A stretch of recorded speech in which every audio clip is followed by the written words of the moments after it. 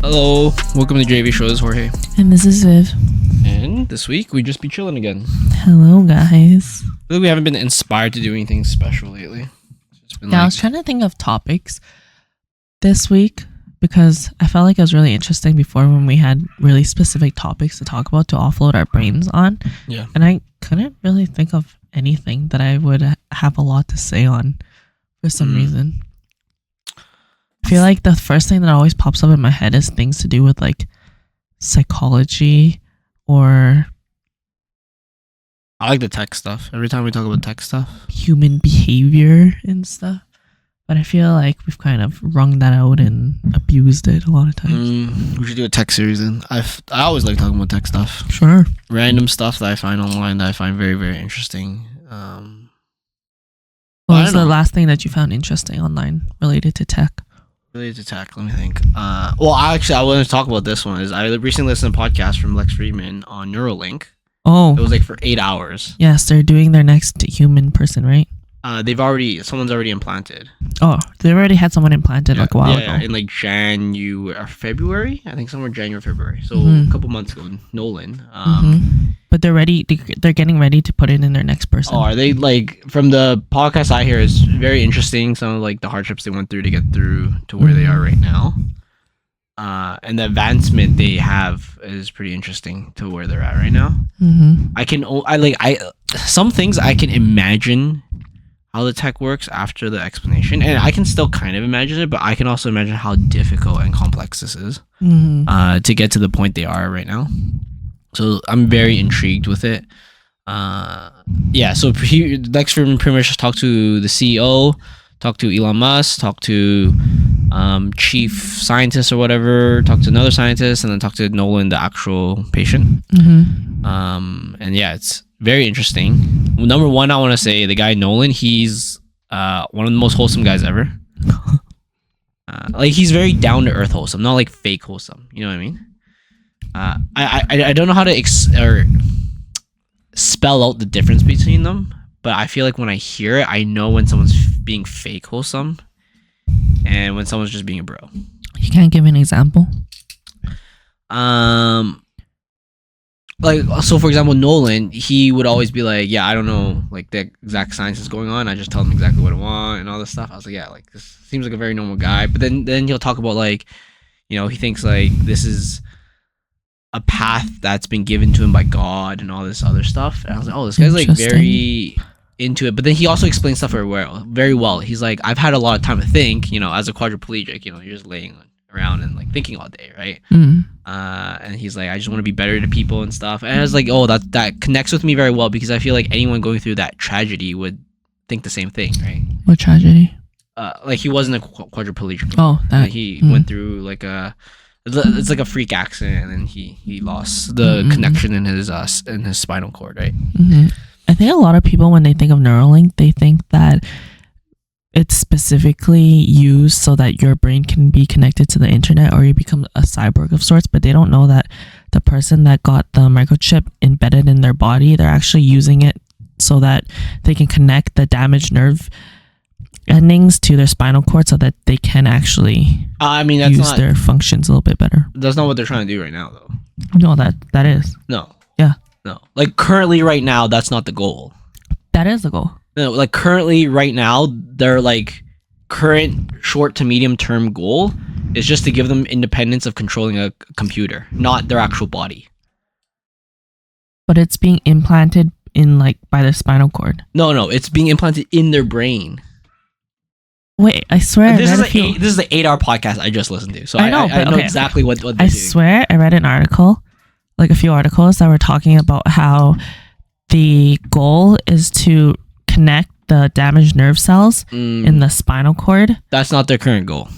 Okay. Yeah. So like the current steps they're taking right now is it's really cool how they got to it. So first they're just trying to get him to control a cursor.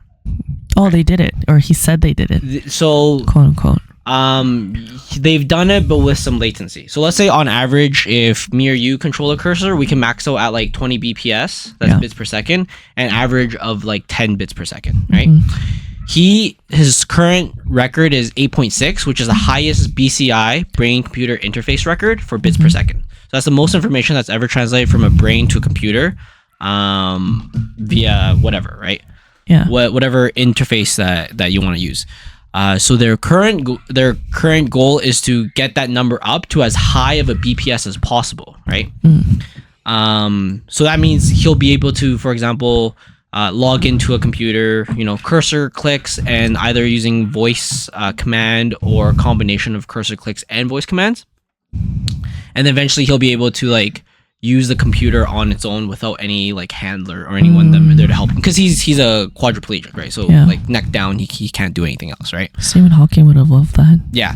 And so there's two cool things about that. So number one, at first when he was doing it, how they did it, they mapped his movement of his arm to the movement of the cursor. So that means they mapped the signal coming out of his brain when they say try to move your right arm to the right, for example. They get that signal and they differentiate between the left arm, they differentiate between moving left, they differentiate between moving up, between moving down. But like, this is me super simplifying it. Like the intensity of it is insane, because not only do they have to get the general signal, but they also have to know the velocity, the acceleration of the movement, and et cetera, right? Like, so if you were to move your hand to the right, it feels so simple, right? It feels like you're just moving there, right? But for them to encode it, to get that code from your brain, is so complex. Whatever the fuck they do is really intense. And then they map that movement to the cursor, right? So then he'll be laying there, obviously, and then he's just looking at the screen, and then he'll move the cursor to the right, right? With the attempted movement of moving his arm to the right. But then Nolan figured out, not he's some super genius or anything like that, but like he practiced this a lot, right? And he figured out that he doesn't need attempted movement. He could think about moving the cursor now. So there's a difference. So there's a difference between move your arm and your arm translates to moving a cursor, and then just thinking about moving the cursor. So don't even think about moving your arm. So he figured that out, and now they're testing the difference between the two, what's better, how to calibrate, which method is best, right? To get as high BPS as possible. Pretty much the higher BPS you can go, you can just imagine you can move the cursor as normal, right? That's kind of like the step 1 and beyond, let's say. Like step 1 for the next 2 years, right? But as soon as you have full cursor control, then no one's stopping you from moving a robotic arm. Because you have full cursor control right now, right? Like you can just imagine that's a very simple thing to do, right?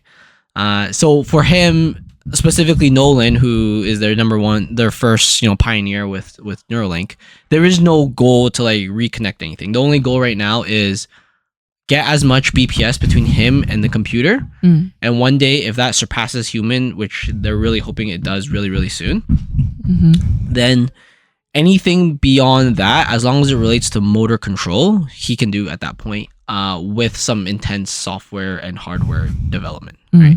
So as in, like, you could just imagine he could move a cursor on a screen that moves a robot to the right or left, or front or back, right? Yeah. And then you can kind of imagine he's sitting on that wheelchair now, for example, right? Yeah. So then he can technically like Charles Xavier that shit. You know what I mean? Because he's literally just using his brain. But yeah, at least currently from what I can tell from listening to the podcast, there is no goal of any reconnection or like sending a signal from one thing to another. It's literally just interface with the computer as best as they can. Because they want to turn this into like a mainstream product, right? And for them to get FDA approval, they need this to be successful. So like, even if you're not a paraplegic, one day you may get Neuralink, for the possibility of being able to say control your phone with your brain without using your fingers or anything like that, right? Or without controlling the mouth motors of speech to your phone, so then you can attempt to talk to someone without talking. That's insane. Yeah. So like there's kind of different paths. So like it's really hard to understand someone's intention because that's like really deep in the brain. But right now they're focusing on the motor control. So like if you can get motor control and you can get that between brain and computer interface, there's a lot of stuff they can do, right? But the intention part's very, very difficult, right? Because that's deeper, right? So like I want to do something, but what is my true intention? That's like deeper into the brain. But yeah, so that was one of the podcasts I listened to. I was like very into it. I was like, holy shit, this is insane. The challenges they have, the amount of calibration they have to do, the amount of different types of signal processing they have to do is very intense. I was like, holy shit, this is like not just a software problem, it's like a full engineering problem because there's like a lot of mathematical issues with a lot of the stuff, right?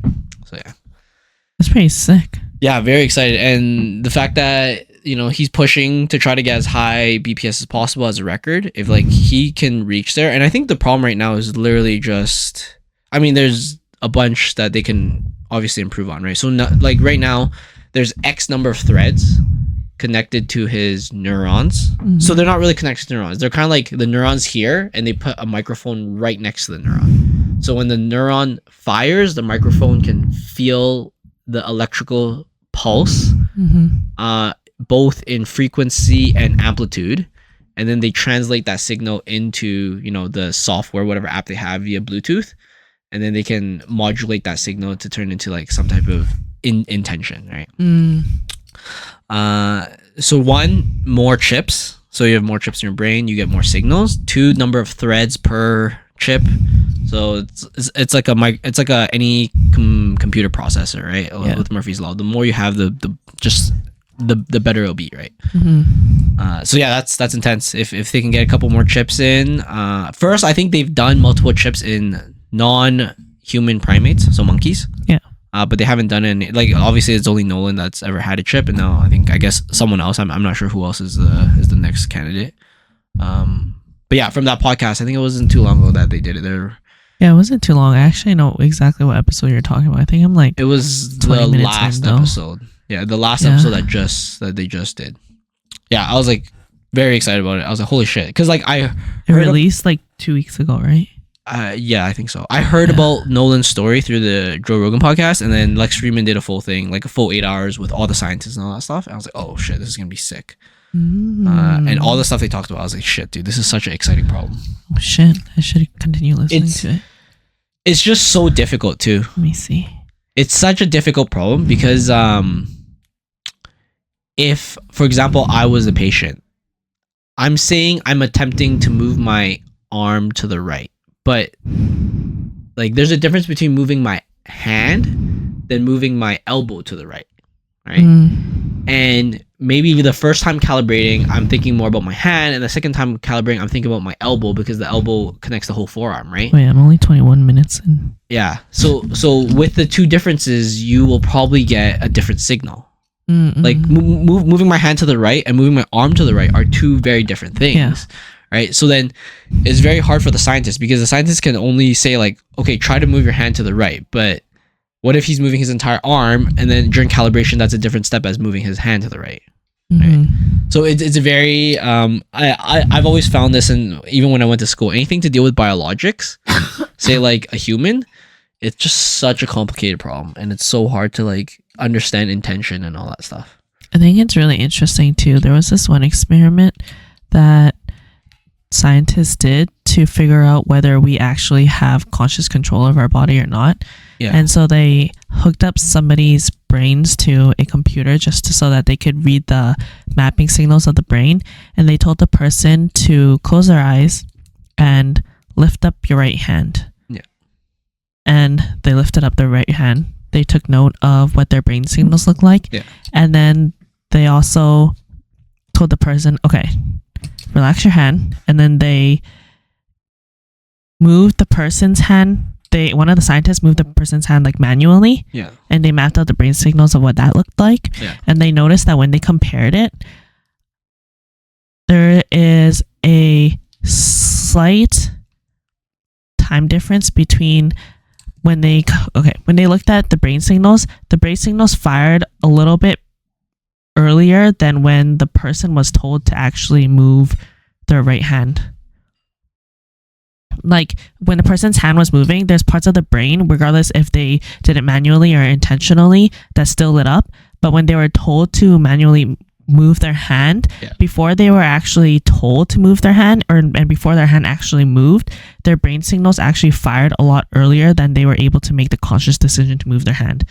So the argument behind that was like, oh, how come your brain knows to move your hand or decided to move your hand before you actually thought and could process moving your hand? Interesting. I wonder how much, how long ago that type of study was.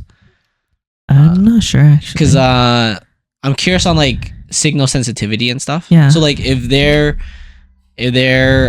equipment to measure doesn't have that granularity of time, yeah, then it's really hard to tell if that's true or not. But also like again from the same podcast, they're saying like when you measure brainwaves like from the skin or like from your skull in, they're like saying like it's like taking a microphone next to a stadium. Vibrates. Yeah, but like they're saying like the example of the amount of information you get is like taking a microphone next to a stadium. So the stadium's full of people and they're all cheering. You can kind of tell what's happening. Like you can kind of tell something happened, right? Either one team scored or another team scored, or you can tell that nothing's happening. But you can't really see what's going on. Yeah. It's like it's like the information is just too general and it's not specific. So that's how the Neuralink scientists kind of explain it. And they're saying like the difference between their Neuralink is that they're taking that same microphone that's right next to the stadium and they're putting it right next to the person talking, right? Which is the difference between, you know, what they're doing and just mapping it without invasive surgery, let's say, right? I was like, oh, I didn't know. Like I kind of thought that too. Cause like it goes back to when I was reading about sleep and there's like the people who can control their dreams, right? Yeah. So like they probably measured them and they knew that they were like lifting the right hand, right? Right. So there's probably somewhere on the brain where they can scan that there's some type of signal and then they scan the same signal when they're in a dream, right? But they probably can't get that signal specific enough to get more information out of it, right? And then if you think about it, this Neuralink is such a user experience based thing. So if you're wrong by a little bit, it just doesn't work. Like it's just a faulty product at that point, right? It's unlike other things like your iPhone or something. They can send you an iPhone and it can be like 95% done with updates to come. And it could still work. But Neuralink, it's like the whole thing is user experience based. So if the thing doesn't work even a little bit, or if it's like even lagging a little bit, it counts as a failure, right? Like it's like if your iPhone, whatever, iPhone 10 back in the day or whatever, if that lagged a little bit, you'll be like, okay, yeah, you know, I have a lot of data going through it, right? But for this, it's like it's not usable because if you think about it, any latency more than I forgot what number they said, but like any latency more than like point something millisecond is just like a shit experience, and the whole product is about user experience. That's true. Right? So I was like, oh fuck, man, they have a very, very tough job. So specific to each user. Yeah, they actually, so a little spoiler alert for your podcast that you're listening to, they actually built and designed a robot just to do the surgery. Damn, that's sick. Yeah, because a normal human person can't insert the threads of it without hitting one of like the blood vessels and shit, whereas like a robot can. Damn, right? That's sick. I was like, holy fuck. Oh, and it's not just a robot can do it faster. Well, faster and more accurately, right? And like the threads are like really, really tiny, if you can kind of imagine, right? That's so interesting because every single human is also very different in terms of their size and their biology and where that specific location really is. Yeah, so I still think, let's say like they're getting that microphone into the stadium, but it's like not really next to the person now, but it's like close to them still. Like, so for example, like, it's like, oh, they're sitting in section A2. Yeah, so they can probably scan before they even start any of this, saying like, okay, his right arm movement is on this part of the brain. Oh yeah. Okay, so then in this specific region, we're gonna insert the Neuralink, and he's saying like some of the threads don't get any signals, and some of the threads get a lot of signals. So they're just like getting the approximate region, and then they're just like saying, okay, it's gonna be here, and then we're just gonna put as many threads in that region as possible to get as much signal as possible. But he's saying like not all the threads actually get a signal because, like you said, there's variability in the human, and unless you dissect them, you won't know exactly where it is, right?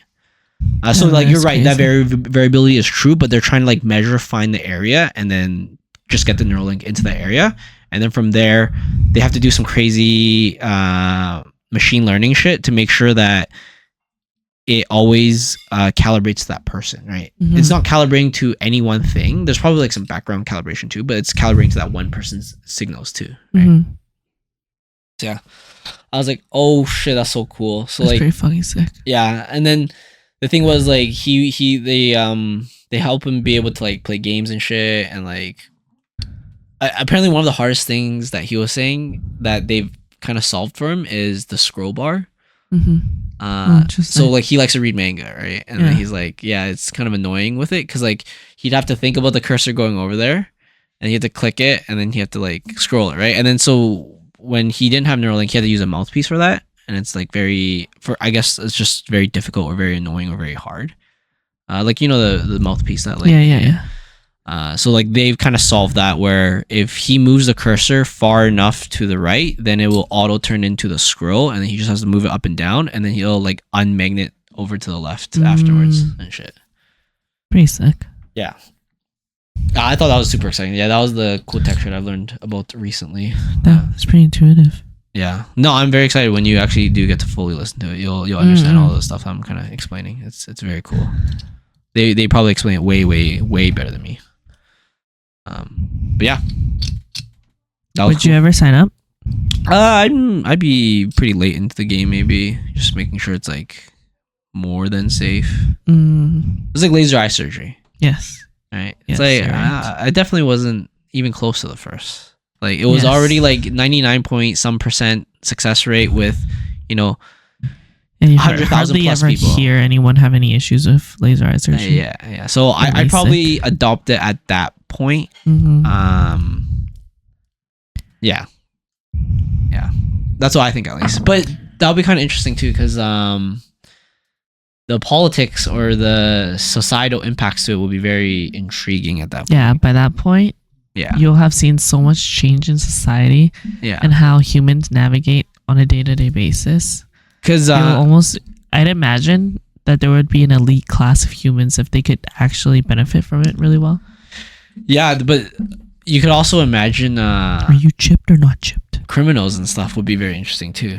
Oh, yeah. Like... I think it's the only iPhone that does it, or I'm not sure, but it's like the Apple won't give passwords to the authority and stuff like that, right? What? I think that's the case. So like, oh yes, Apple won't let the authorities go into people's account, which is very good. This is like, regardless of the criminals, not that should not be the question. Like it should be the same standard for everyone. And then if this was from a case, right? Yeah, but like if you're the police, you should work harder to try to get that if that's what you need, right? But now there's potential connection to Neuralink, and then that's very intriguing too. Because like, what if someone has Neuralink connected? They're live. They're about to do something very dangerous, like shoot someone. Is there a possibility for the police to like try to stop that? Like it feels like a very controversial thing, right? Like there's a case of what do you mean by live? I feel like that would be the same thing as someone literally went live right now. Like, okay, someone is in a situation where they have someone hostage, and we know they have a Neuralink. You're saying just deactivate them? Not deactivate them, but you could you could fuck with the Neuralink. You could fuck with the Neuralink to fuck with them to make it so they can't hurt anyone. Holy shit, that'd be insane. Right? But then it goes to the cases, it goes into a very societal iffy case, right? Like, do they have the rights to this? Because that's someone's like human rights, right? Yeah. Or here's another case. What if a quadriplegic is watching child porn? Do you take away Neuralink from them? Because Epstein's Island. Like, naturally, people would automatically say, yes, you take away, they're doing something bad. But taking away Neuralink from them is like going to someone else and taking away every freedom they have, almost. Yeah. Because they can't do anything, right? They can't like physically do anything by themselves, right? So it's like, oh, like gets kind of controversial because like I'm not trying to argue that they're not doing bad things. They are doing something bad, but taking away Neuralink from them may not be the solution because that's the only way they can like do anything. You can definitely see a dictatorship doing this. Oh, you don't behave, then we're gonna take away your rights. You're gonna eat grass for the next 3 days. Possibly. I mean, there was this one book I'm reading right now, The Expanse, and part of the society is that, like a lot, it's very far in the future. We've already explored other planets and stuff, so there's already a lot of people on Earth, and you have a choice. If you do work, you get paid whatever, and if you don't, you get basic, right? Oh yeah. Is what they call it. And I assume basic means like probably barely enough. Like you have to do like social housing, and you probably get barely enough to like truly live a great life, just enough to like eat and stuff. And that's your choice because you chose not to work, right? But you still get, enough to live and whatever that may be, right? Yeah. So I was and like, I imagine that would be kind of the case if universal basic income also came around. Yeah, but then they did establish, like in the book, it felt like being on basic is like being poor, like very poor. And part of me feels like it's kind of fair. Like if you're choosing not to be able to do anything, or like you're choosing not to do anything, then yeah, you may not get some of the more lavish things in life. Yeah. And also, if you can't do anything and you didn't save up any money, then you also cannot really, do anything. Yeah. Right? Like, yeah, it sucks you're old and retired now and you don't have any money saved up. Like, it's kind of like, too bad, man. Like, we really want to help you, but that was up to you. Like, in the 60, 70 years that you're working, it was up to you to kind of think about your own future. Yeah, I get it. So then at least you have enough to, like, live, but live, like, a really, shitty life, kind of. Like, in that book, it was, like, eating ration bars and, like, Oh, shit, that sucks. it's just, like, you just don't get any, like, real food because you don't have that much money, right? I was like, oh, that's a very interesting concept. I feel like that, I don't know. I'm kind of into it. I feel like I've kind of made my case before in the other podcasts about like universal basic income and shit. Like I'm not really a fan of it. I'm more of a fan of some type of hopefully fair subsidy, right? It's like I don't care about giving homeless people money directly. Yeah, I don't But either. I don't mind supporting the causes that can help them, and if they choose to like follow the programs properly, then they will get the support, right? That's kind of what I kind of imagine as a better system. I personally feel that way too, because for homeless people specifically, when I see panhandling, I think that is just a temporary solution, and if this is all that they're trying to do, I get that some people may do it for a little bit so that they can get money to like eat. Yeah. But I would imagine that it's not necessarily their first day, and they have there's so many things that you can do to get yourself out of that situation, in my personal opinion. Yes. I get that it's hard, and I feel like it's a lot harder than people imagine, and probably than I can imagine too, because you need like an address to get a job, you need like a mailing address, you need blah blah blah, you need a place, you need like proper clothes, you need to be clean, you need like a phone and stuff like that. But I feel like in general you have a lot of options. Yeah, it feels like the lowest of lows. Like I've seen people who play an instrument, with their guitar case out or whatever, and they're still making a buck. Like at least those people are like doing something. Yeah. Like it may not be the best, but they're entertaining the people who are passing by, and people that like it will give them money or not. I was like, okay, that's kind of a fair system, right? Like you're not forced to give that person money. If you feel bad for them, yeah, you can. That's completely up to you. But they're performing something. Instead of just straight up panhandling, be like, can I just have some money, right? That's it feels kind of shit.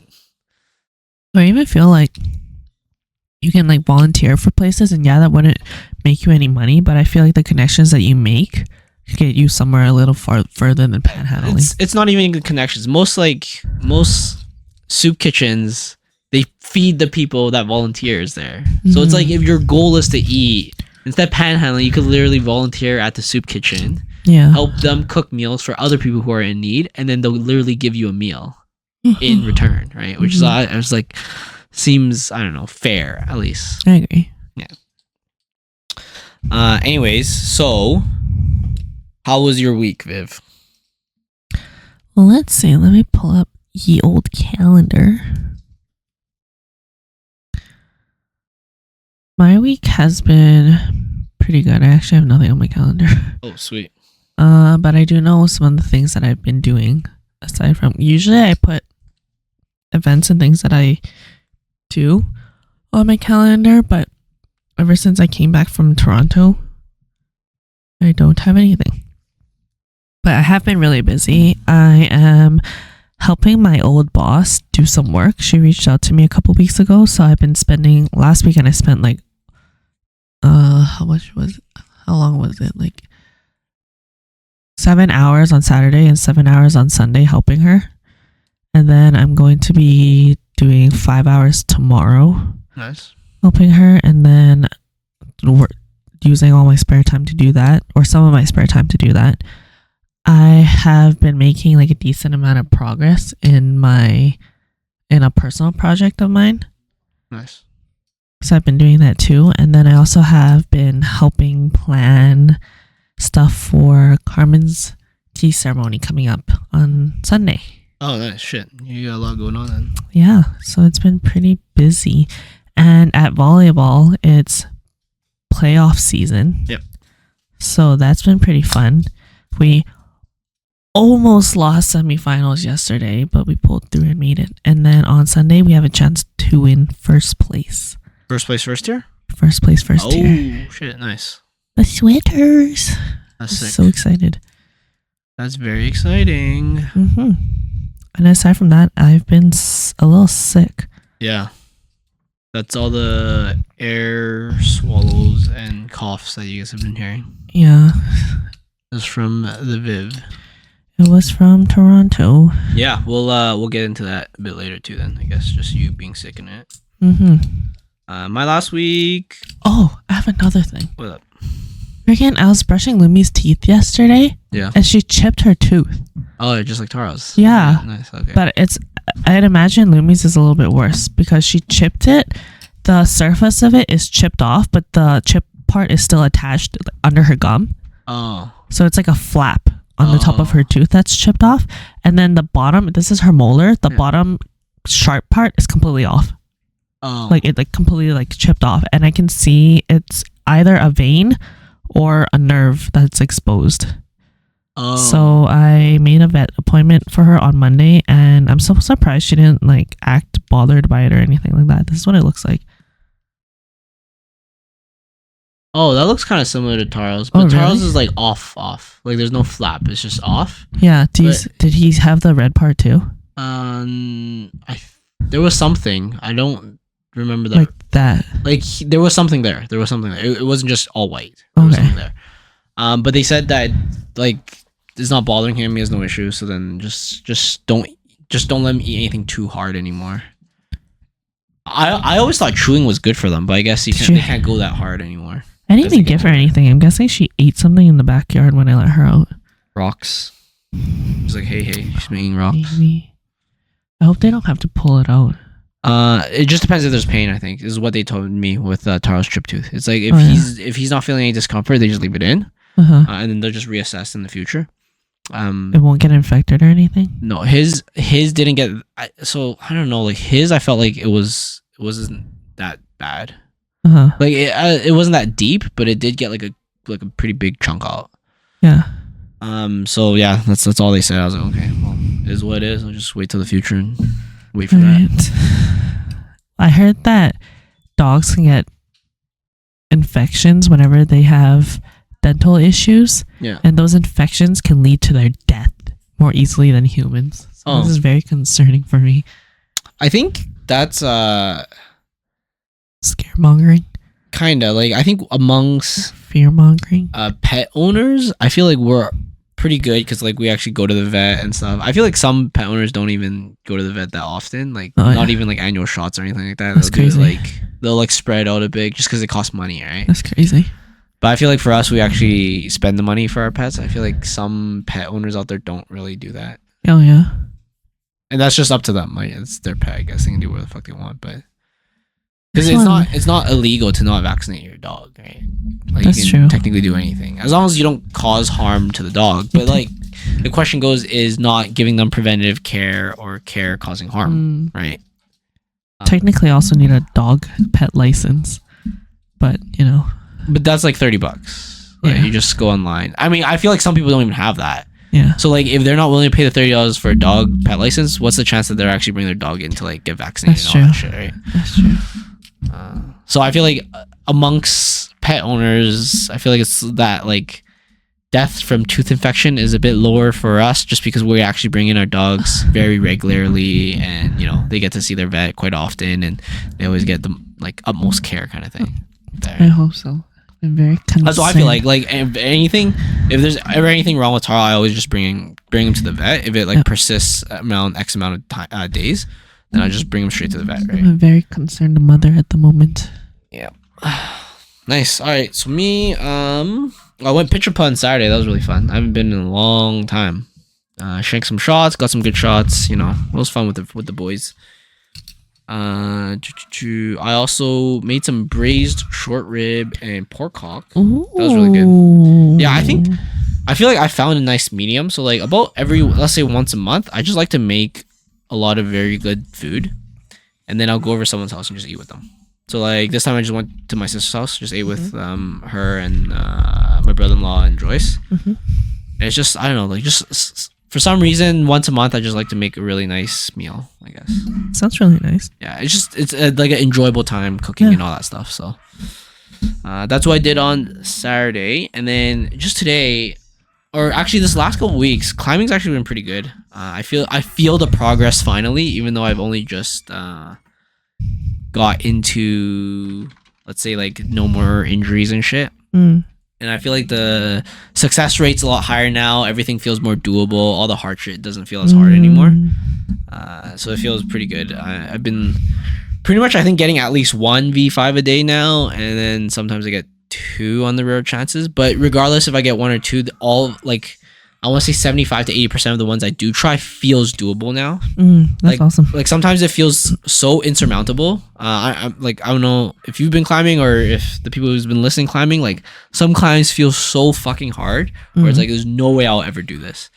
And now it's becoming less and less for me for like V5s. Like now I see the way and I see what I need to do to get there. I just need to say like get stronger in this one move or get stronger in this one area, or conserve my energy better, or like set up the move better so then I can finish the full climb, right? So that feels really good. Like most climbs now I can probably do in parts, and there's like 1 or 2 crux, probably 1 crux that I'm just like stuck on. So it's getting pretty exciting, and it's nice because this is getting closer to like my annual goal. Like I really just want to get hit like above 50% success rate in V5s. Yeah. I think right now I'm at like 20 to 30%. That's awesome. So like 1 of 5 or 1 of 4 of the V5s I attempt, I would be able to get. And like, some weeks, like I think this week I'm probably just under 50% probably, or maybe at 50%, which is really good. But like could be just a good week. Easier climbs this week. There's soft 5s, there's easier 5s, there's betas that are more favorable for me, and there's betas that are more favorable for other people. So it could just be lucky that I'm like close to 50% right now. Yeah. But if I can consistently get there, then that's the goal for the end of the year, right? So that's very exciting. I'm very excited about that. One thing I'm very excited about is my climbing shoes fucking stink. So I used to always climb with socks, but my shoes are so fucking tight that I have to go sockless now to give my feet just a little bit more room. Why has it changed? No, I just got this new pair like in December, and the first couple of months I kind of just accepted the fact that it's gonna hurt because like you're breaking them in and shit. But I think now I realize that maybe this is not the right pair of shoes for me. So then I had to switch from wearing socks normally to not wearing socks. And I feel like I need to, so I just washed my shoes today, and I just need a whole like ritual. I need a whole ritual I do every time to like make sure it stays clean and bacteria free and shit. Put shoe balls or like get a spray. It's literally had a shoe ball in there anytime I'm not wearing it. So the shoe ball is not working. It has to be something more intense than just a spray, because I feel like sometimes a spray just masks the smell. It doesn't actually eliminate. Have you tried charcoal bags? Yeah, that's what I'm thinking. So the next thing I'm thinking is like some type of bag to put it in. Right now what I'm doing is I have a air pump that it's like a really small gun, the little gun thing you saw. I'm literally just shoving that in there and just turning it on to ventilate it more, right? So the more airflow you can get in, the better. Like a keyboard duster? It's like that, but it's like electric. Electric. It's a air compressor, but it's like a small one, right? Yeah. So I just watched it today. It helped a bit, but I think I have to figure out a way, something to do with like baking soda and shit, and just because the other issue with this is like I can't leave it in the sun. The sun's a great way. So like if you leave shit in the sun, the UV is gonna kill everything. Right. So if every surface of whatever you're trying to clean, you in the winter, your shoes are fucked. Yeah, but the problem is because it's like rubber and plastic materials, it's gonna fuck up my shoes if I leave it in the sun. I can't put in the freezer either. Again, it's rubber and plasticky material. It's gonna like break, right? So like jeans, if you don't want to wash jeans, you put them in the freezer. They kill all the bacteria, right? But I can't really do it with this. So I can't use cold. I can't use heat. A bunch of dead bacteria on your jeans. I mean, that's better than that's nothing, right? Isn't there always there's dead bacteria on you all the time, right? Like literally on your skin. I mean, yeah, but when you wash it off, it's gone. Temporarily, but it's still gone. I mean, but in the freezer, it's dead, and then when you wear it and like wind blows, all that shit also flies away too, no? I don't know. I feel like water does quite a bit, but yeah, I get it. I get what you mean. People do that with raw jeans. Yeah. So I need to find like a solid, like if anyone's out there, I know my friend Sarah climbs. If you guys have good ideas on how to fucking make sure your shoes stay super, like I just don't want to offend people at the gym, you know? It might be too late. Yeah, like it's rough. Like I feel like I'm thinking too much about other people's feelings lately. Like What the fuck? I used to not change my gym shirts every session That's disgusting. because some sessions I don't really sweat that much because it wasn't that hard of a session. My God, man. But this now, because for some reason all my sessions are hard now, like climbing, volleyball, gym, my running sessions, they're all like my whole shirt's wet after for almost all of them now. For some reason, I'm just sweating a lot more. So I've been running through all my gym shirts. I literally have just enough for a week now, and I need to buy more. Oh my God, that's wild. You need to buy more? I think so, or I'm gonna use some old shirts. But I used to not care. Unheard of. I used to not care about what other people think that I smell like at the gym because I was like, fuck you, I don't really care about that, right? But now I'm like, okay, I'm gonna switch my gym shirt every single time. Like, what do you think has influenced this change? I'm quite disgusted myself, to be honest. It's not even about other people, it's just myself. I'm like personally disgusted about myself. I was like, I wouldn't want to be around me. You smell yourself, you're like, oh God. I felt like maybe back then I didn't go as hard at the gym, but now I'm like going harder. I'm sweating a lot more. Yeah. I feel like, okay, I'm just gonna switch it out every time. Like sometimes I don't, and then I wear my shirt again and I go for a run. I'm like, oh dude, I can smell it. I was like, this is pretty bad. God. So now I'm smell like onions. No, it just smells like BO. Sour. No, nothing that gross. I know what you're talking about, and I've had smelled that at the gym before, and it's really gross. Yeah, it is. Not being racist, but it's usually from brown people. But like, it's just factual. The fact that you have to say not to be racist, it means you're gonna say something racist. Usually them, or it's a really fat person. Really, I was thinking, I like the sour smell. Yeah, I used to know somebody who had the worst fucking BO whenever they sweat. Yeah. I'm not gonna name who, but I was relatively close to this person, and they're Asian. Oh. Well, okay. At the gym in general, it's usually really, really fat guys, and I think and they were fit too. Like I kind of understand the fat guy perspective because it's like I don't think he can actually smell it, and I don't think he's like used to this. Because like if you're really, really fat, you probably haven't been to the gym that much, so you don't know that you're sweating and you smell that bad. I love how we're so unafraid to get canceled. I mean, no, like well, I guess I'm saying like I kind of get why they're like that at first, but I feel like, you know, if I see you there more than 3 times and you haven't changed this act, I was like, you have to, you know, it's kind of on you now, right? Like the first couple times you're new at the gym and you're like, you know, heavily overweight and you're just trying, then I'm like, fine. You showed up. Yeah, Good you job. showed up. Okay, you have some stuff to work out.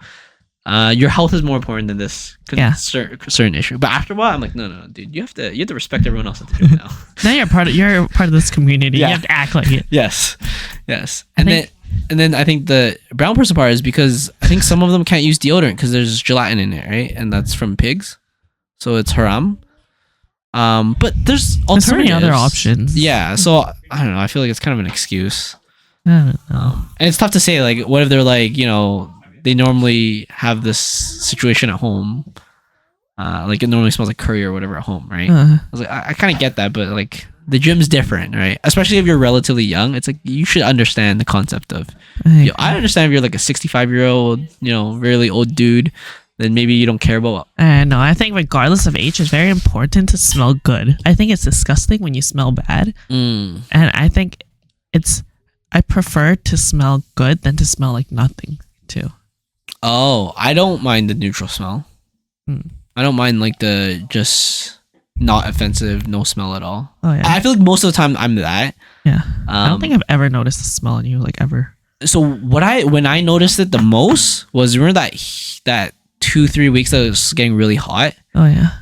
In Edmonton, and then I was like, no, I'm gonna make sure I always change my shirt because it's way too hot and I don't want this to happen. Like, who is this? Oh God, it's me. The weird thing too is like, again, I'm not sure if this is offensive to other people, but I go for a run at lunchtime, and then I would shower after. But my towel would be wet, my trunks would be wet, and then my shirt would be wet from all the sweat. And this might sound gross, but like my underwear is also wet because I sweat from my back, like my lower back, all the way down. So I always bring extra pair of underwears. But what I do is I park my car, I open the window a little bit, and then I'll like dry my shit on my dash. What the fuck? Because if I don't, it's going to clump up and smell a lot in like one corner of my car. You know what I mean? But if you like open it up to the sun, then it like kills all the bacteria, right? Yeah. So then I open up my sunroof, like not fully open, but like have the flap up. Yeah. And then I open all my windows down, like just enough, like not enough for someone to like get their hand in, but like just enough so like there's airflow. And then I lay everything out on my dash and stuff so it can dry. Because like after you swim, if you don't let that towel dry, it's gonna be kind of weird smelling too. So then I lay everything in the sun so as much sunlight can hit it as possible. And it was really hot those weeks too. I was like, this is perfect. It's gonna like dry everything too. I don't reuse it, but I just do that just so it's not in one corner of my car and then it just permeates smell from that corner. Whereas like if it's in the sun, it kind of kills all the smell and it dries off properly, so then it doesn't like keep smelling. You don't feel like it's gonna make your dash and everything dirty? I haven't smelt it yet, but I have smelt it when I didn't do that and it was way worse. I mean, like by laying your clothes and shit all over your dash. Like, do you like clean your dash after? No, I don't clean my dash after. God damn, man. I'm not that concerned about that. I'm more concerned about the smell. I don't want my car smelling like the BO, right? Yes. So then I want to lay it out and I want the sun and the air ventilation to like do its work. But I'm not sure if that's offending people in the parking lot, in the work parking lot. I don't think people give a shit. Because like literally my shirt's half out the sunroof. Half Wait, this is at work? Yeah. Oh. Because like I said, at lunchtime for work, I go for a run, right? And I shower after. Because I don't want to smell like, like bad at work, right? But then I want to dry my stuff so then it doesn't stay all like clumped up and stuff. Like winter's not as bad because if I clump everything up, it just freezes and it doesn't smell like anything. But in the summer or like when it's like hot, when it's hot, it's the worst, right? Yeah. So then I'm not sure. Like I'm sure people walking by my car being like, "What the fuck's going on?" Because there's like, I would also there's like an underwear on the dash, there's a shorts on the dash. I'm like, who the fuck is working here? Some guy lives in his car for sure. And I was like, "Fuck!" There's nothing else I can do because like I couldn't bring that clothes into the office too, right? That's also weird. Oh yeah. So I had to leave in my car, but if I leave it in my car, I don't want my car smelling that bad, right? Yeah. So then I was like, "This is the only solution I found," and it worked out. And now when I do go to the gym, I don't leave on the dash as much. I just like the seat next to me. I lay out my towel so it can dry, and then I just put all the other clothes kind of like next to it. I was like, this is the best I can do right now. Like I don't know. There's no other way I can do it, and I feel like, I don't know. It's hard. Like I'm trying to do something good, like go for a run during lunchtime to try to like be a bit more healthy, and then it just feels like it's so hard. That's why I wish our office had more amenities. Like some other offices in like downtown and stuff has a gym there and has a shower there. Yeah. So it's like, oh, okay, I can like use the facility here. It won't be weird if I'm like walking to my desk in my gym shorts because I still have to change and stuff like that, right? But if you don't have it, it's so weird. Because like I've tried changing at work and going for a run, and it's like, no, I can't do. I'd rather just drive to the gym and just run there. Yeah. Because it's so weird walking through the office in my gym shorts. I'd imagine, and everyone's like, "What the fuck?" Everyone's like wearing like dress clothes, like business casual stuff, and I'm just in my shorts. I mean, like I'm sure they'll understand because I know that there's a facility that you can use, but if there's no like my office doesn't have a facility, right? So then it's like, oh, that's so weird. Why are you wearing your shorts, right? I agree. Yeah. So I want to talk about just randomly being sick. All right. I don't even remember the last time I was sick, knock on wood. I think it was like May or April. It was quite some time ago. The reason I want to talk about this, I feel like we've never really talked about this, except for like, I think passing or casually. Yeah, like we started this podcast during COVID, And I feel like during the COVID time, I just never got sick. Oh yeah, during COVID, I was like, holy shit! I usually get like a cold every year. I haven't got one in a while. I usually get a cold every season, like once every 4 months. It could be like very. That's a lot of colds. Yeah, it's literally once every 3-4 months. It could be very mild though. It could be like 2 days. Oh, okay. Like my throat is sore for a day, and then the next day, you know, it's a little, or like the first night I'll get a fever. The next day my throat's a little sore, and then boom, gone. Like the third day, it's gone. But then some will last like a full week, and then some will last like 2 or 3 weeks. Okay, yeah, mine's more like that. Mine's always like whenever I get a cold, it's probably like once or twice a year, but mine lasts a really long ass time. It's usually 3 weeks, and the longest it's been was 6 months, where I was coughing for 6 months straight. But it wasn't contagious. It was more so whenever I get sick, it triggers my bronchitis, and I'm born with it, and so I just can't stop coughing. How did you know you were born? Like how did you find out that you had you were born with bronchitis? Like bronchitis is a pretty general thing, isn't it? Like so there's chronic and non-chronic, whatever the word is, bronchitis. The non-chronic one is the one that is contagious, that you can get from getting sick or from getting a cold, and then there's chronic, which is the one that you're born with. And wait, hold up. Bronchitis is the inflammation of the bronchial tubes. Okay. And so your bronchial tubes can be inflamed because you're sick, obviously. Yeah. And then it can obviously cause you to cough a lot until your inflammation goes down. If you're born with it, then you have kind of basically like chronic inflammation that never fully goes away. It's a little bit more inflamed than your regular person all the time. Like a genetic thing? Yeah. And is it common? I don't know if it's common or not. Okay.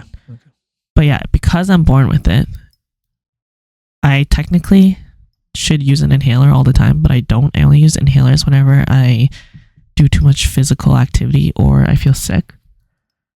And so the way that I found out that I had chronic bronchitis is because a long time ago in elementary school, when I used to use my inhaler regularly, my coughing wouldn't go away after like a long time. So we did more lung tests, and then that's when they found out lung tests and scans, and that's when they found out that I also have bronchitis along with asthma. I'm curious on that because wait, is asthma how is asthma triggered? I actually don't understand that well. Actually, I'm not sure. Can you look it up? Because you know how some people would be like, oh, you know, it's the dust and stuff. But I was like, isn't everyone allergic to dust? Like, I'm not specifically, like, I've never got tested, but I feel like any foreign particle like dust would cause a reaction. To an extent, I feel like some people can get really dirty and nothing will happen to their body. But for me, even when we go to EVP sometimes, yeah, I'll get allergies from just being there. Oh. And the allergies is like my eyes will start to swell. Okay. And get really itchy, and I'll get hives. So I think everyone... Actually, no. Okay, I guess it depends on the terminology of allergy. Because, like, technically everyone is susceptible to allergic reaction to dust. But most people are not as sensitive as people with asthma. I wouldn't say an allergy to dust is exactly connected to asthma. Oh, okay. Because asthma can be triggered by anything that inhibits your breathing. Okay, so just any particulate, right? Yeah, any particulate. Exercise can trigger it. Okay. Oh yeah, for sure. Fair enough. Stress. What the fuck? Strong emotions. Yeah. Actually, asthma. That's interesting. Because it's your breathing pattern that can affect it. And for sure, I don't. Because like I've never tested it, but I'm pretty sure I don't have asthma. I've never had issues with that stuff. Yeah. So when I get sick, it triggers my bronchitis, and so that's what causes me to like cough for a lot longer. Even if my cold goes away, I'll just continuously cough. Do you think more people that you know has asthma than people that don't have it? I think more people don't have it than do. Oh, really? Asthma is more common in kids than adults. Okay. So even if you had it as a kid, a lot of people grow out of it more easily. Like I would say my asthma, the reason why I don't really use my inhalers is because I don't really need to, but I used to use it all the time growing up.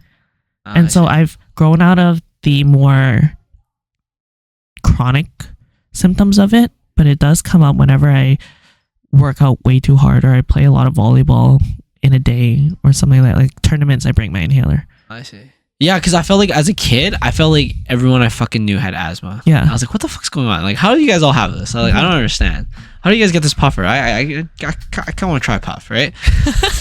But then as adults, it's like when someone tells me they have asthma, I'm not even surprised because I feel like a lot of people have it. So I was like, okay, whatever. Oh, yeah, right? no. But maybe I'm wrong about that. Like, it's just like my girlfriend has it. I know so many people that have it. So I was like, Yeah. does everyone fucking have asthma or some shit? Like, what's going on? And then I was curious about the triggers and the causes. And I was like, if it's just particulates, I was like, I feel like everyone's allergic to particulates. But if it's caused from other things, then okay, that's something different now, right? Like if it's from physical activity, temperature, all the other shit that they listed here, then I was like, okay, fair enough. Then that is legitimately different from just normal stuff. Yeah. Like when I was younger, if I played one game of volleyball that we play right now, I would have to use my inhaler. Oh. Because I would have troubles breathing. I see. Interesting. Very, very interesting. But now I really only use it on rare occasions. So, but your asthma is connected to your bronchitis or not at all, really? Technically, yes, because it's all the lungs. Yeah. But not exactly. So I have two inhalers. One is a fast acting inhaler and one is more to keep my bronchial tubes enlarged. One immediately makes my bronchial tubes expand. Yeah. So that one is an emergency inhaler essentially. Yeah. And there's another one that keeps them like relaxed so they don't get inflamed and don't get like triggered by anything. And they both have steroids in them. Yeah. So the one that I have to use regularly for asthma is the one that keeps them relaxed. Yeah. So that like calms down your breathing, calms down any triggers from like Google says right here, air temperature, strong emotions, physical activity, irritants in the air. And then the one that makes my bronchial tubes immediately dilate, that one's for bronchitis. Because bronchitis, when your bronchial tubes get inflamed, then you like have cough attacks and it gets really hard to breathe. Right. And then your freaking like lungs burn. Yeah. Okay. Yeah. Interesting. Yeah, I was always intrigued by that. I just like as a kid, like you don't if I don't have it, then I don't really understand it. And then I'd always thought like, are these people just fucking lying or something? Like I don't get it. Like you don't have it, right? So you don't understand it at all, right? Yeah. You've never felt it before, right? So you're like how does fucking there's a class of 25 and like 20 of you guys have asthma. This doesn't fucking make sense. I was like, what the fuck is going on here? This is some type of conspiracy theory. But yeah, I guess I get the nuance more now that especially if people can also grow it. That's different too, right? Have you ever felt it before? Like difficulties breathing and having your lungs burn? Like when you're sick, isn't that just normal? I feel like the difficulty breathing part, but like have you ever felt the lungs burning part? I would say the only time I felt it that's not asthma or bronchitis related would be if you blaze wrong and you like cough too much and you blaze too much, then your lungs will hurt. So I've never had that feeling without smoking something. Yeah. But I like my lungs have hurt before. Like for example, if I'm trying to cough up a lot of phlegm. Yeah. Like usually when you're sick, you have a lot of phlegm. Phlegm's all the way down to your lungs. You want to cough that shit out to like get it out, right? Like, pretty much your body. How I understand it is your body's creating this to kill whatever bacteria it is, and then you have to try to like force it out. Right? Yeah, it like tries to trap the bacteria. And then sometimes so that action of trying to force it out does make my lung like burn and like sore. But I always attribute that to being sick. I was like, this is normal, right? This is general sickness. Anywhere from my sinus all the way down to my lungs, I'm expecting something to hurt. So then I never really thought too much about that. No. Yeah. So like nothing's like I felt it, but not like blazing type of burning, and it's literally just from coughing up phlegm and stuff. Yeah. Yeah, I would say if you had asthma or I would say bronchitis. It feels more like that. Oh. The burning sensation. Okay. And coughing too much. Yeah, I haven't really felt like that. My most annoying thing with just getting sick is usually just like not being able to breathe when you sleep. Like the nose being plugged, and then you have to like mouth breathe, and then it's like you're gonna get a sore throat because you're mouth breathing the next day. And your mouth gets dry. Yeah, your mouth gets dry, and your mouth like you're literally, if you didn't have a sore throat before, you're going to get one for sure because of your mouth breathing. Yeah, that's the worst for me. It's like that combo with the shitty sleep deprivation because of the nose and stuff. That's usually the worst for me. as it gets, which isn't bad compared to other people. I Do you guess. ever sleep elevated when you're sick? I feel like that's such a good hack for Does it if help? you have a stuffy nose. Yeah. Really? What do you mean elevated? Like angled, or like you're flying like Jesus? Like literally angled or whatever. Your head just needs to be slightly up so that your sinuses can clear. Oh, so angled. Okay, Yeah. yeah, angled. Yeah. No, elevated just sounded like. Because when you sleep horizontally, then your sinuses essentially fill up with mucus and whatever, Right. and that's what causes it to be clogged more easily when you're laying down than when Right. you're standing up. So if you're angled at all, then it helps so much. Oh, does it? Okay, Mhm. maybe I'll try that next time. The only thing I do is I just blow my nose really fucking hard before I go to bed. Dude, I do that sometimes and my nose bleeds. Yeah, not me. Very like, it's pretty rare for me for that to happen to actually bleed. But yeah, I'll just blow my nose really really hard. Like, so sometimes I blow my nose really hard and there'll be like a little bit of blood, but it won't be like nosebleed. Like it won't be flowing blood. It would just be like a little bit of it, right? I coughed so much the other day that my nose started bleeding. Are you susceptible to nosebleeds? Like, have you had like I've had friends in elementary where it's like you say the fucking wrong word and they know. Like it's just I just feel like they're so common for them. I wouldn't say I'm that common. Maybe I get like one nosebleed a year. Oh, okay. Maybe. Like, yeah, I have some friends where it's like you're just hanging out, all of a sudden it's a nosebleed. I was like, what the fuck's going on here? And it would be like literally once every 2 weeks. Probably dehydrated. So I didn't understand it. I just thought they were fucking weird. Like, because like I almost never get a nosebleed. I think the only time I ever got a nosebleed was like I got punched in the face and then I was bleeding from the nose. Right? I was like, okay, that seems pretty normal, right? And it wasn't even that much blood. It was just like bleeding a little bit, and then you just like put a little bit of tissue in it, and then it just slowly went away, right? I feel like I've gotten less nosebleeds as I've grown up in the last like decade than in like the previous decade. Why do you think that's the case? I don't know. You think you take care about the humidity of your environment more, or what? Possibly. I think I also take care of my body a lot more. That would be probably a huge contributing factor. Has your sleep been good now, or you've reverted back to your ways?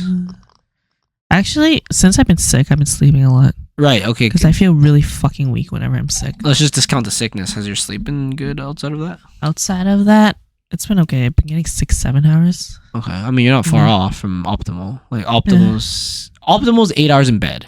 Yes. Right. So that means the moment you attempt to sleep and then the moment you wake up, or the moment you get out of sleep time or whatever, is about 8 hours. That's true. I feel the best around. It used to be solid 9 hours. For some reason, it's 8 hours now. I think I'm getting old, but I heard that females need more sleep than males. Do you know that to be correct? I heard the rumor was because of the period, but that was a rumor I heard when I was a kid, so I wasn't sure if that's true or not. Interesting. But from anecdotal evidence, a lot of the females I know sleep a lot more than the males. As in, like my sister, Joyce, my mom, all that stuff, they sleep more. Yeah. Very curious. Very curious also if you don't get your period, if you still need that much more sleep, if that is the reason why. I see. Okay, this looks like fake news. The first one here. Gender and time for sleep among U.S. adults. Do women really need sleep more than men? Okay, Where's the TLDR for this? I'm reading the abstract, so that is TLDR, I guess. Biomedical and social scientific studies show longer sleep durations for women, a surprising finding given sociological research showing women have more unpaid work and less high-quality leisure time compared to men. We assess explanations for gender differences in time for sleep, including compositional differences in levels of engagement in paid and unpaid labor, gendered responses to work and family responsibility, and differences in napping, bedtime, and interpreted. Yeah, I guess so. Damn. This is but it's more so because of lifestyle, not biologically. That's what it sounds like, at least. The study says overall women slept more than men, but I feel like it's lifestyle and not biology. I wouldn't draw any real conclusions from this because I think they use a survey, which I don't think is real stuff. And then they're pretty much ending is the gender gap in sleep time favoring women is relatively small for most comparisons and should be considered in light of the gender gap in leisure time favoring men at all life course stages. So it's like, it's not, I don't think there's a statistical difference. Like maybe anecdotally, like I said, there might be a thing. So like maybe in your life, you know, people that, or females that sleep more than men, but I don't think there's a statistical evidence saying that they require more or not. I mean, I assume things get different during pregnancy and all that shit. So I wouldn't lump that into this scenario. But I think overall, I don't think they need any more, any less. I think it's like up to whatever they do. Yeah, I can see that. But like even then, there's disparity between people too, right? Yeah. So like, you know, person A, person B, regardless of gender, might just have different sleep schedule, or even if they're the same gender, they might just require different amount of sleep. That's true. Right. So that would be tough to say. I don't think they would need more, but I think I've heard of the same or similar rumor before. Would you say you're a night owl or I'm a early bird? I'm a complete mix. Oh. So I like to get up around 8. Yeah. That's not an early bird, but that's not night owl either. Because if I get up around 8, I sleep around 11 to midnight. Okay. Okay. Yeah. So that's definitely not night owl.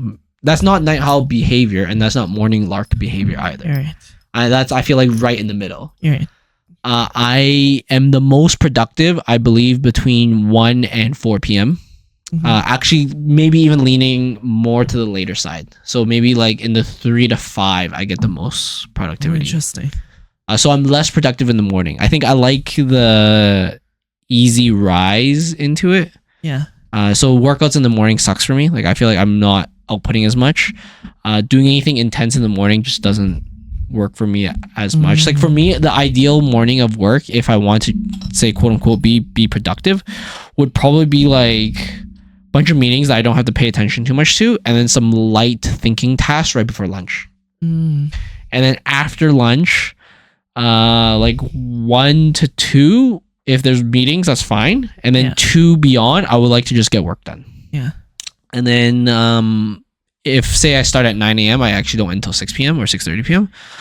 So that's actually kind of nice. Like ever since I switched my schedule, there's like a solid hour and a half. Like after 5 p.m., no one bothers anyone really. They regardless of your work schedule, they kind of expect you to not be there, or they just don't know what your schedule is, so they just expect, oh, it's past 5 p.m. I'll just deal with this the next day. So then that's like prime time for me to get as much work as possible, because no one's really bothering me. Yes. And then I don't mind doing the late workout, so I don't work out until after work, which is like 6:30 or 7. So I don't really finish workout till like 8:30. Okay.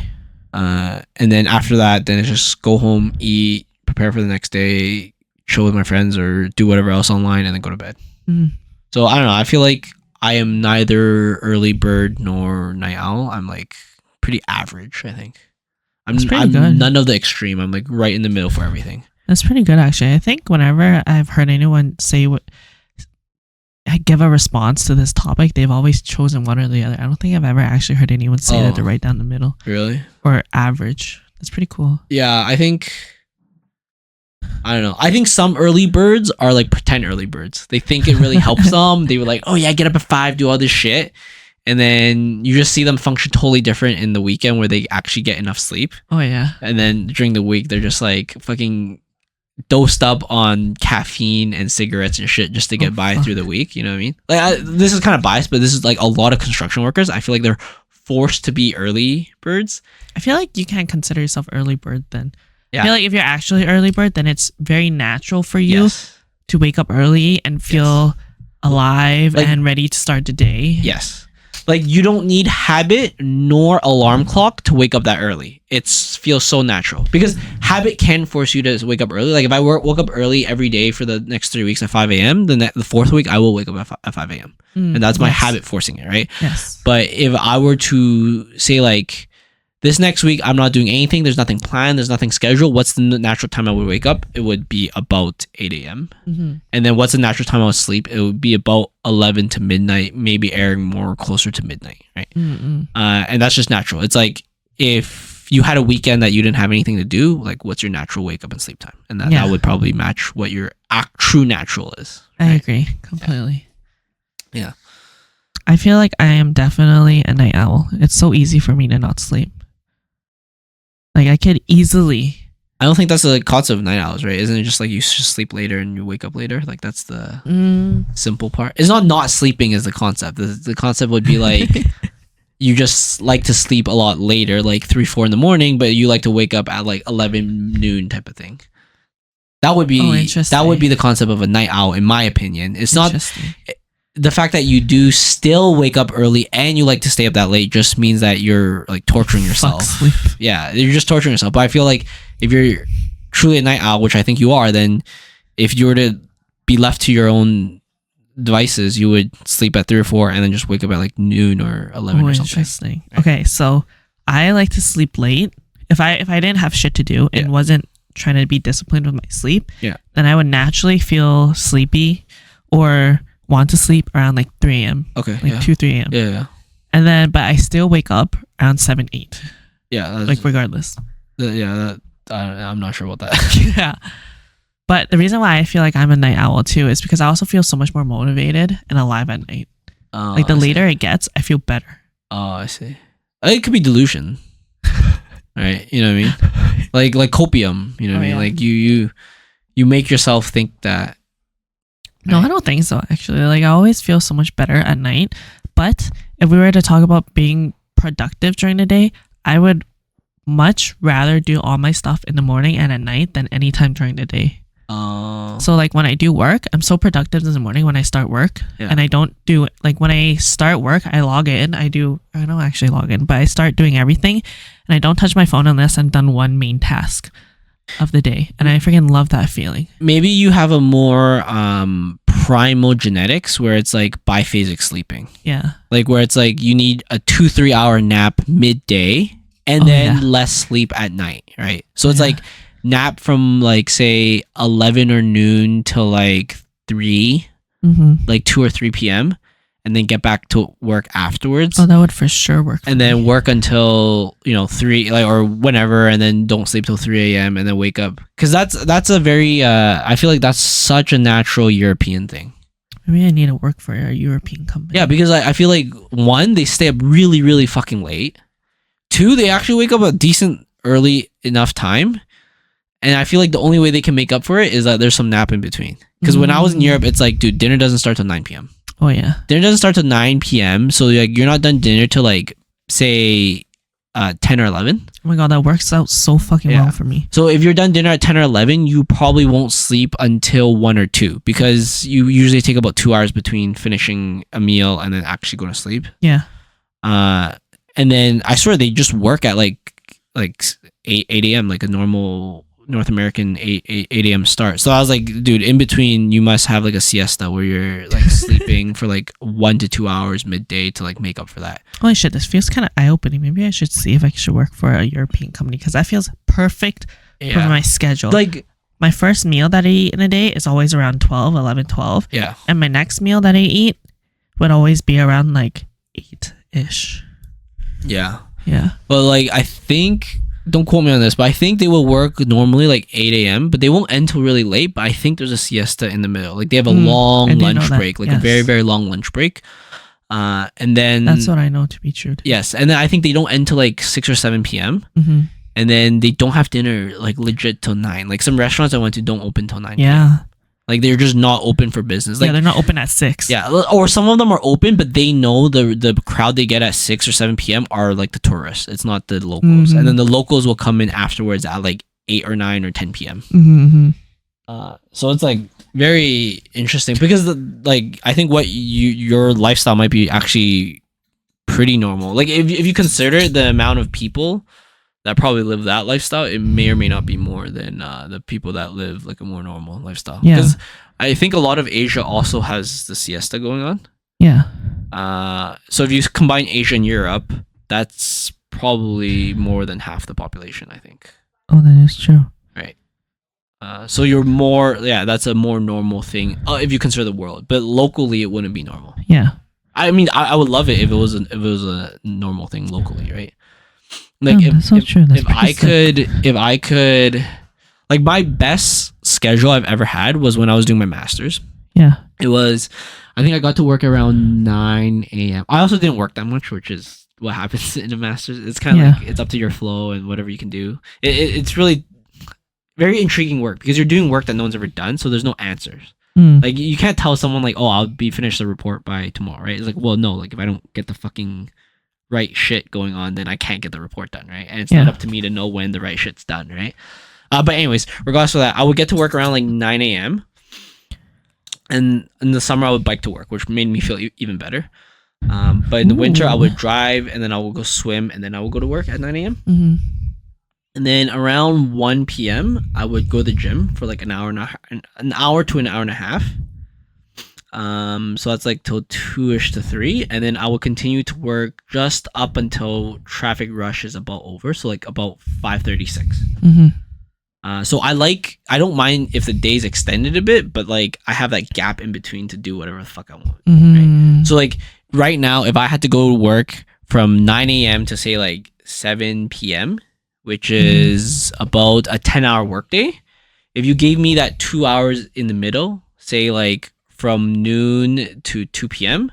to just do whatever the fuck I want, then I would go to the gym, get all the gym shit I would have normally done after work done already, and then just be okay working the rest of the day. Yeah. That's how I personally feel about that. That'd be fucking awesome. But I'm not sure if other people, it's tough. Other people won't really like that. I know if you have kids, that just doesn't work. Oh yeah, for sure. You just can't leave that late if you have kids.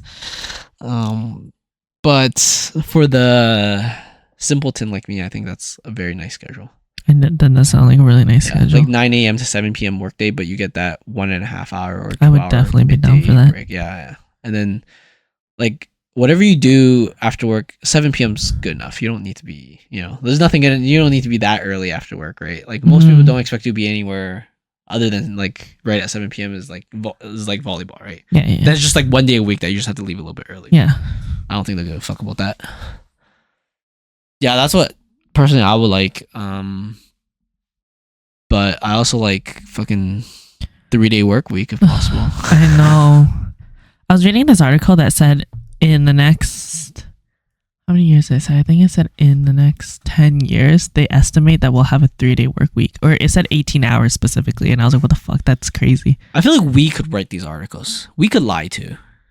You know what I mean? Like you could just write, you could predict what's going to happen in 10 years. And the only thing that they're measuring you to is your credibility. But for the most normal person, they won't check that. They won't even check that credit. Yeah, they're just like, holy shit! Like, yes. oh my god, look at this article. It was on this fucking Reuters or whatever, right? And this person says that in 10 years we're all gonna have like dicks that are like 5 more inches and shit. Fuck yeah, I'll have a 5-inch dick. Yeah. So it's like it's not even about that right now. So it's all copium right now. But yeah, that's why I'm very wary about some of the shit I read, but there are like very specific sites that I trust a lot more when it comes to this shit. I like to read my AI stuff from AI News. I think it's like AI News Intelligence or something. If you like just Google AI News, I think it's always the first link or almost always the first link. I'm on there a lot too. These guys, AI News, artificial intelligence news. But I do consider reading AI news article as my daily learning thing. So I treat it very seriously. Like sometimes I'll read 3 articles, but I only take notes on 2 of them because the third one was shit. Like the third one was just like a bad article, right? Where it's like they had too much fluff in it. There's too much guessing and shit. There's nothing concrete to it. They're like, oh, we estimate this is going to happen or, predictions. It's like, no, I just want facts, right? I get it. Like, did Apple buy that or not? I don't want them speculating they're going to buy this or speculating they're going to buy that or speculating they're going to join this group or speculating they're going to join that group, right? Yeah. Like, I just want, cold hard facts on some of this stuff, right? So that's why sometimes when I read that, I actually skip specific articles. Like, I'll read the headline and then I'll read a little bit into it and I'll be like, oh, I don't think this person wrote this very well. I'm going to not intake this information. Yeah. But there are some I do trust a bit more blindly, like some specific people. Pierre Tia, Andrew Huberman, like certain doctors and shit. I trust a bit more, especially if they have less. Oh, me too, actually. Like, it sounds weird, but the less like skin in the game ads and shit they have. Too. Yeah, it's like they just don't have any upside to lying. Yeah. Right. And they're very like factual, but they're also very nuanced. Like they're willing to strongman the other side. Yes. And then they'll strongman the other side in order to prove that side just is not correct. Right. And I was like, okay, like these guys are very logical. So after they build that reputation in my brain of that, then I trust them a bit more naturally without having to like dig deep into their stuff. I agree. I think I've only fact checked or checked credentials like 2 times for them. I've fact checked Andrew Huberman stuff sometimes. I look deeper into it, but I don't think I've ever. When I say fact checked, I look at the specific reports that they mentioned just to like be like, oh, is that actually it? Because I don't believe it. Type of fact check, but to look deeper into it, I do that all the time. Yeah. Like I think the one I did not recently, like a couple months ago, is I think Andrew Huberman. It was the one about water and the fluoride in it, right? There is a statistical significance in the study that they found, but I would say that I would like to see more study because it was done in like I think Iran or somewhere. Like not saying it's not good that they did it, and the fact that they did find statistical evidence is actually very important, but doing a North American study would be very useful too. Right. So if they had that data too, then that would be like a home run for me. But without that data for me, it's like, okay, I'm convinced, but not like a grand slam type of thing. That's what I think at least. Wait, what else? We started on talking about being sick. So you said the worst you've had it was like 6 months? Yeah. What's your routine when you get sick? That you're like, this is what I know makes me feel better. So usually I know I'm sick either a little bit before I go to bed or right when I wake up. Okay. So usually if something happens midday, I would kind of discount it. I'd be like, maybe I ate something bad, right? Not sure, right? Like, yeah, my head's not feeling that great. Maybe it's something I ate that's not too good. But usually I know I got sick either the evening or the morning of. I would say me too. I feel like it feels the worst. Yeah. When you're in bed about to go to sleep or when you wake up. Yes. And my first thing to do, either before I sleep or after I wake up, which is like when I found out that I think I'm starting to get sick, is I would just take a really long hot shower. That's the first thing I do. I don't really take long showers anyway, so it's like just a little bit longer than normal and just like as hot as I can get it. Yes. Not like scalding hot, but like I'll get it as hot and then it'll feel uncomfortable and then I'll get used to that temperature and I'll get a little bit hotter. And then I'll just chug a fuck ton of water. And that's it. That's usually my first routine. That's usually about it for the initial, say, like 12 to 24 hours.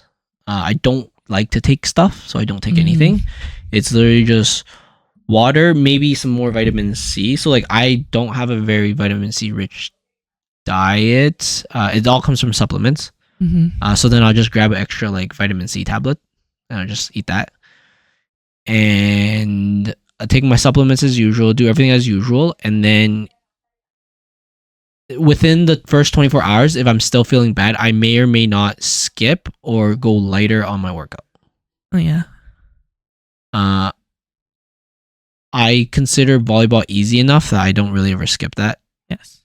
It's just for me, like, not that difficult of a workout that I feel like regardless if I'm sick or not, I can probably still do it. But yeah, that's my first 24 hours after if I know I'm gonna get sick or if I've just gotten sick. Do you have a routine?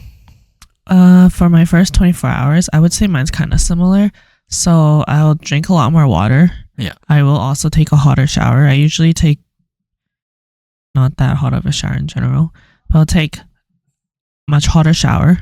Yeah. And I'll stay in there for longer as well. And then I'll prioritize sleeping more. Like I'll put it in my schedule or I'll be intentional about sleeping like 3 or 4 hours more. Right. Okay. Because I get really freaking tired when I get sick. Yeah. Literally, I act like a baby in that sense. Like I get really tired and I feel really weak. And so I'll skip the gym. Yeah. I won't even go to the gym lately. I'll skip the gym. Yeah. So that I get more hours of sleep. Fair enough. Yeah.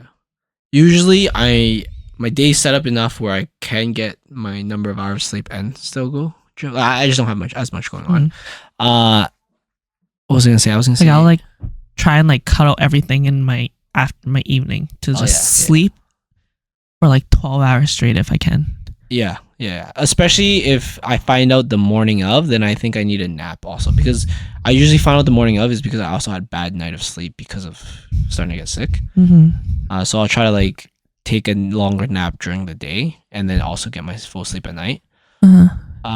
I also, so it depends, but sometimes I get sick but without the fever.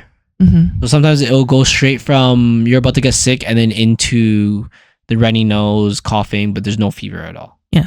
Right. And I think that's like, let's say it's 50-50. Half the time I actually don't get the fever at all. I just get straight to the runny nose, coughing, all that shit. And I guess when we're talking about sick, I think we're just talking about like the common cold. Yeah. Let's just say that, right? So when I do that, nothing really changes. I just do everything as normal. But if I do get the fever part, I try to force myself to eat because I know I'm not going to eat enough usually when I'm on a fever. So I like will intentionally like eat a banana even though I don't feel like eating it. I'll eat whatever I can even though I don't feel like eating it. Just because I know at that point I feel like I need just extra. Just like regardless of how much I normally eat, I just feel like I like can't. I may or may not be able to stomach all of it, but I'm gonna like force myself as much as I can to eat as much as I can, just because I know my body wants more. Right. That's what I do at least. Especially when I have the fever, I just force myself. Just any type of food, just more food. Well, like not like shit food, but like just like plain food. Yes. Preferably. But just more of it than I normally eat. Just so I can give my body just a little bit of a boost. Because I think normally I eat at a little bit of a deficit on my like weekdays. Yeah. So I just give myself a little bit more to work with. That's pretty good. I think other than that, that's it. Like I usually don't like taking anything. But if it gets really bad, so let's say like I'm 2 days in and it's still kind of bad, which is for me really bad. I may or may not take a NyQuil to sleep. It really helps me sleep. And then I may or may not take a DayQuil to help during the day. And that's just because my sister gives those to me. Like she's like, oh yeah, just take this, and then she's good. Like she's a nurse, so then I just be like, okay, whatever, I'll just take it. And that's on the extreme end for you when you get sick. So yeah, if I feel shitty, so if I'm fevering the first day and then it's been 2 or 3 days and I still feel shitty, may or may not be fevering, but still feel like pretty bad, then I will start taking things. But usually second or third day in, usually as in like, let's say higher than 50% of the time, second or third day in, like I know what it is. I just have to work through it. Like I know it's just like this runny nose. I just got to work through the next couple of days with this runny nose. There's nothing extra I need to do. But if I'm still getting that like feverish feeling and stuff, then after 2 or 3 days, then I start taking something for it. I think it's just like the fever is good for you. Like naturally just trying to burn off your but like, a fever for body temperature. a fever for too long is not good for you. Yes. Right.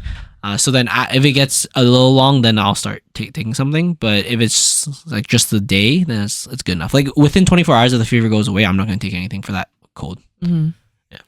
That's usually my routine for it. And then if it goes beyond, then I start taking stuff. Just to like assist. It's like more like quality of life thing. Like whatever I take, I know isn't going to like solve the problem, but it's just like, I just won't feel as shitty. Yeah. For me, my appetite goes to shit whenever I get sick.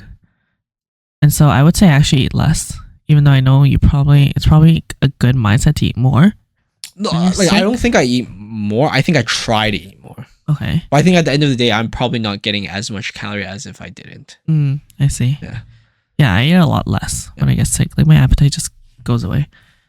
But then when I do eat, I'm a very intuitive eater in the sense that I only eat when I feel hungry or when I feel like eating. And so if I don't feel like eating, I'll at least try to force myself to eat something. And the one thing that I eat has to be really nutritious. And I usually do something that's like protein heavy and veggie heavy. And I'll increase my intake of berries. Because of antioxidants. I actually don't know if it helps or anything, but like, you know. Yeah. I mean, for me, I feel like it could help. But I also, if I'm actually feeling bad on like the second day, then I'll start taking Tylenol. Like Tylenol cold. Because because the mindset for me is like, okay, if it's not that bad, then I won't take anything. But by the second day, if I still feel it, then I'm going to take something so I can like cut it off in its tracks. Or else if I like let it manifest, then I can get like sick and stay sick for a long time. Yeah. So I'll like go freaking hard on like the second day if it still feels end of second day, if it still feels really bad, then I'll take like Tylenol cold, and then I'll drink hot honey water with like lemon and ginger that I'll put in it. Yeah. And I'll drink green tea too. And then I'll like eat my protein meal, which is usually I just eat chicken actually. And veggies. And then I'll sleep a lot more. I'll go hard on sleeping. Like, I'll like carve out time to sleep for like 4 more hours every single day. And then like last weekend, I slept. Or last weekend? No, a couple of days ago, I slept for like 12 hours straight. Yeah, that's old. Yeah. And then I won't go to the gym at all while I'm sick because I feel like any extra energy expenditure, it'll like take away from my healing because I feel really, really weak and tired when I get sick. I spread that shit, man. Patient zero. I'm just kidding. How was stomach flu? Have you gotten a stomach flu anytime recently? I wouldn't say so.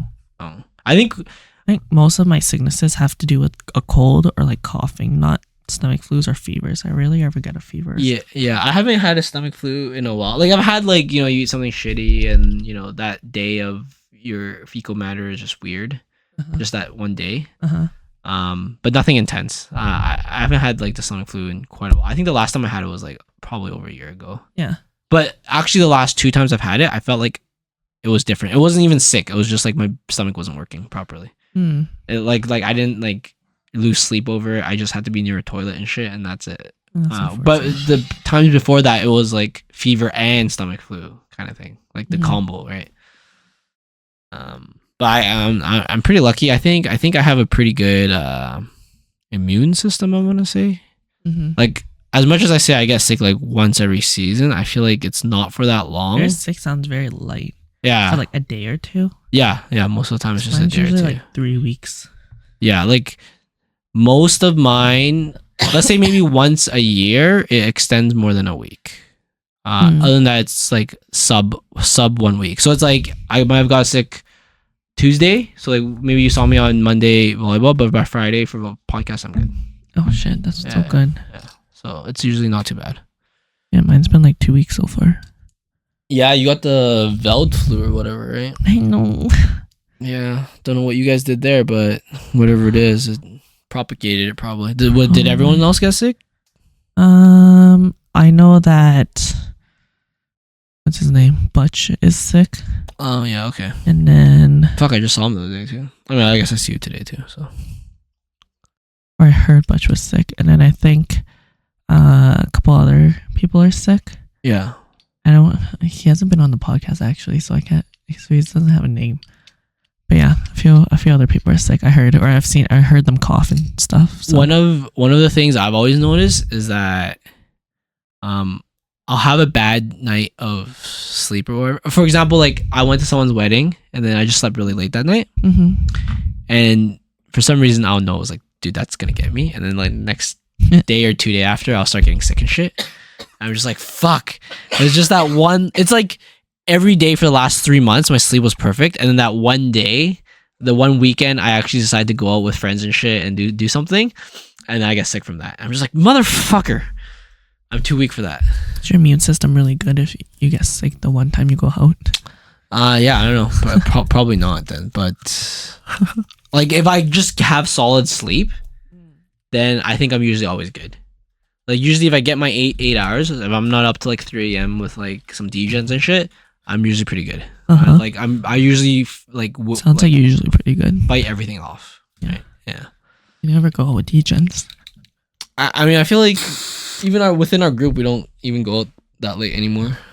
Yeah, with people with like kids and family and dogs now, it's like there's no. Let's say in general, I don't even go out that late anymore. Oh, really? Like for hangouts.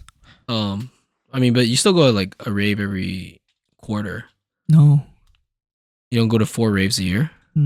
Oh, yeah, wait, you're right. Yeah, every quarter. About, right? Approximately every quarter you'd go to a rave? Yeah. And in a rave you'd probably stay up till at least 3 a.m.? No. Probably like 2. Oh, like stay out till 2? No, like I'm like still home. But I'll be up. Oh. Like usually after raves. Like what time would you leave a rave try and normally? Go home right away. Oh, like what time would you sleep on the Edmonton? night you did a rave, I guess? Yeah, in Edmonton. Because I think outside of Edmonton is not as normal, right? There's just a different scenario. I think the last rave, I actually don't remember what time it ended. Maybe like 1 a.m. Oh, okay. And then I'll just go home right away. And then you were in bed by like 2? And like freaking shower and go straight to bed, yeah. Oh, okay, I see. That's pretty good, actually. I feel like it's more common after race for people to like just go over to someone's house and hang out until like 3, 4, 5, 6 a.m. Yeah. But I used to be okay with that like a couple years ago, but I feel like shit the next day, and I don't actually gain that much benefits, and not benefits, like I don't actually have that much fun. Yeah.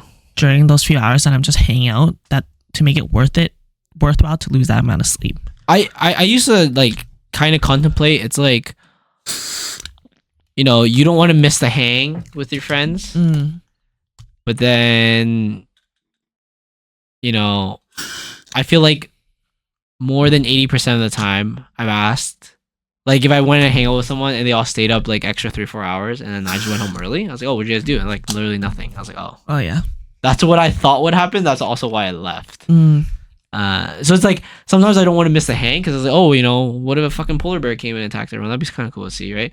But then like 99.99% of the time nothing happens in those 3-4 hours I left early. So then now I'm always really inclined to like just leave whenever I feel like it, which is usually I'm the same now. Yeah, which is usually like around 11 to midnight. Like it kind of depends too. So like if we're, you know, in the far south side, for me it like takes a whole hour to get home. Yeah. So I may or may not leave a bit earlier. Whereas like if I'm at my friend's Kevin's house, which is like 5 minutes from my house, then I'll be inclined to leave a little bit later, right? It must be so nice. No one lives around me. Yeah, actually you're kind of in your own corner. Even like my other friends that you don't know, literally no one lives around me anymore. Yeah. Yeah, I'm pretty lucky. I guess most of my friends live north or west side now. Yeah, I would say wherever I go, it's always around like a 20-minute to 25-minute drive. Yeah. No, most of my friends isn't too far. Actually, like I hang out a lot with Alvin now, and like his place is only like 20 minutes from my house, to be honest. Yeah. It's not too bad. Like especially that section of the Henday is always pretty good. Yeah. It's only the section after is bad. But that by like that section ish. Yeah. So like the north section of the Henday, like northwest section of Henday, it's usually pretty good. Like there's never really any big issues. Like no construction issues. Traffic flows very smoothly there. Twilliger area sucks shit. Yeah. I think it's starting from White Mud south all the way to Calgary Trail. That whole southwest section, west to southwest section. I agree 100%. Exactly that quadrant. Yeah, it's just total butthole there. Sometimes you get a little bit more traffic in the east, but honestly, it's only if you drive specifically during traffic, like during rush hour. Outside rush hour, it's pretty smooth too. I agree 100%. Exactly those hours too. Yeah, so I'm usually pretty good. I can get home pretty fast from wherever, and then it's pretty chilled for me. It's usually like weekends. I'll get home, say like 11. Yeah, me and Joyce will get back, shower, go to sleep right away. So it's usually pretty good. And then I specifically don't like to book things Sunday morning now because I just like take the extra little bit to sleep. Like even though if I don't need to sleep, I just like have that time already reserved. Just like hang out with Joyce, or like she might sleep longer because like I think her sleep's always so fucked up because of the church she goes to. It's always like weird hours and shit. Really? Yeah. So like sometimes I'll wake up, but she won't be awake yet, and then I'll like do my meal prep while she's still sleeping. So then I have like something extra done for the day that I don't have to think about later. Yeah. But yeah, it's been chilling. So I hope you get better. But we're gonna end this podcast now. I hope I do too. Yeah. What are you thinking? Do you have a gauge of how long this is gonna last? You think probably another week or another? I'm guessing another week. It's like weird. I feel better. Like all the cold symptoms are pretty much gone. Oh, okay. It's weird sometimes. Sometimes it lingers, but sometimes it's like just one day you wake up and you're like, I'm good. Actually, like 2 days ago, I thought it was going to be completely gone within one day, but then it felt a lot worse yesterday and today. I'm going to guess like a week more. All right. Well, hopefully you feel better. Anything else you want to add? No. Stay healthy, guys. Stay healthy, folks. We'll try to spruce up some topics soon, but yeah, we'll see. It just kind of depends on our inspiration. I'm not that inspired right now to do that many podcasts. I don't know if Viv's inspired or not. She's sick, so probably not. But it's just like, yeah, using my inspiration, I'll think of a really cool topic and then we'll do something about it. All right. Anyways, thanks for tuning in. See you guys. Thanks, guys. Bye-bye.